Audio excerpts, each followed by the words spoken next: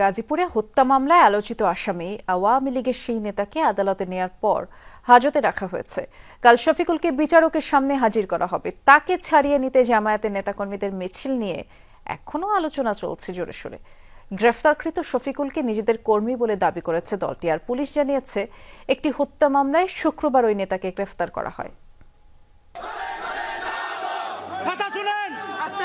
৩ জানুয়ারি ২০২৫ গাজীপুর জয়দেবপুর থানার সামনে মিছিল নিয়ে হাজির জামায়াত ইসলামীর নেতাকর্মীরা। জানা যায়, গ্রেফতারকৃত আওয়ামী লীগের এক নেতাকে ছাড়িয়ে নিতেই থানার সামনে এই হট্টগোল। পুলিশ জানায়, জয়দেবপুর থানার একটি হত্যা মামলায় ভাওয়ালের মির্জাপুর এলাকা থেকে গ্রেফতার করা হয় ২ নম্বর ওয়ার্ড আওয়ামী লীগের সাংগঠনিক সম্পাদক শফিকুল শিকদারকে। এরপরই থানায় মিছিল নিয়ে হাজির জামায়াতের কর্মীরা। শফিকুলকে নিজেদের লোক দাবি করে মুক্তির জন্য তদবির জানায় তারা। থানায় আনলে জামাতে ইসলামের দায়িত্বশীল কিছু নেতাকর্মী থানার সামনে এসে অর্ধশতাধিক নেতাকর্মী একটা অবস্থান ধর্মঘট করে এবং স্লোগান দেয় তাকে ছেড়ে দিতে হবে।